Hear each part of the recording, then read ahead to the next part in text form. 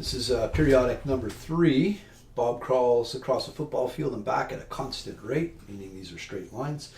The graph below represents his distance in meters, y, from the starting line as he crawls, and the time x is measured in minutes. So, big important note here, these are minutes, and we'll do all our conversions into whatever the scale is in. So, time x is measured in minutes, and how far from the starting will he be? 11 hours, 23 minutes, and that's a lot of crawling. 45 seconds rounded to the nearest tenth of a meter. So what you need to understand is he's crawling, and as he's crawling, he's getting further and further away to a maximum of what it looks like here, 125 meters, and then he starts to get closer as he crawls back across the field until he hits 0. And then he repeats that process. So the repeating process makes this a periodic function, and because it's a periodic function, the first thing we need is the period. So how often will it repeat, or at what length of x does it repeat? And the answer for that, really simply, is 200. So we know what our period is. The next thing we know is how long is he going to repeat that pattern or that period. And that comes from our time that's been given. Now, we have to convert everything into minutes, and I've got 11 hours, 23 minutes, and 45 seconds. So first off, minutes. So the minutes are the minutes. There's 23 of those. Hours. To change hours into minutes, we times by 60. So we're going to go 11 times 60, and that gives me 660. And then 45 seconds, seconds into minutes, we divide.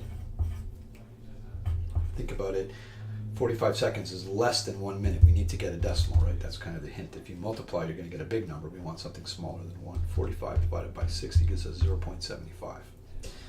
So, 3/4 of an hour. Sorry, of a minute. So when we add these up, we're going to get 683.75. That's the time. That's how many minutes he runs these 200-minute cycles. So how many 200-minute periods or cycles fit into 683.75? Well, we're going to do a division. So we're going to go time divided by the period. And when we do that, we're going to get 683.75 divided by 200, and that gives me 3.41875. So that's the number of periods he can complete.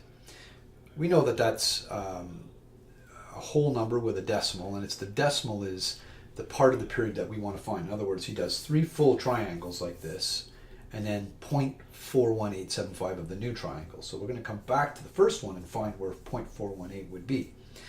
So the first thing I'll do is I'll take away that 3.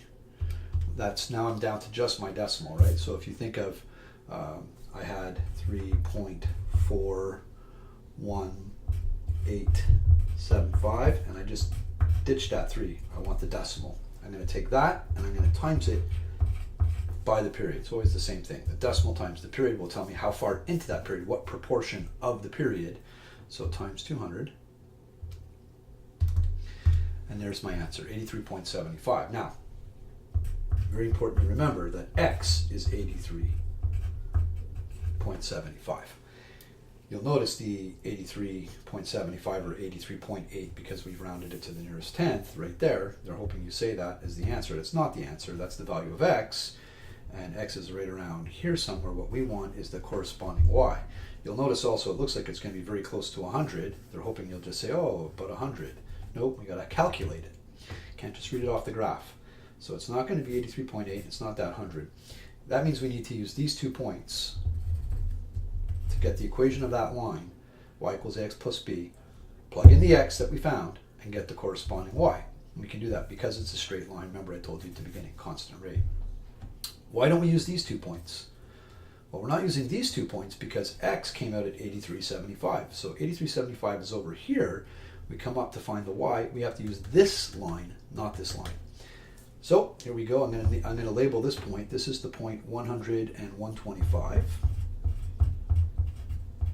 And we got the easier side here because the x and the y here are zeros. We know the b is a 0, so y will be equal to ax plus b, right? I got to get the a, so pretty easy. 125 minus 0 over 100 minus 0. So the A is going to be 125 divided by 100. It's 1.25. And there's no B. B is 0. So Y is equal to 1.25x. Now I know my X. My X is 83.75. So I'm going to put it right there. And I'm going to go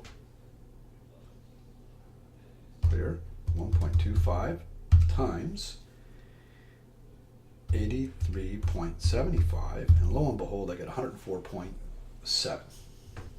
That's why D is the answer.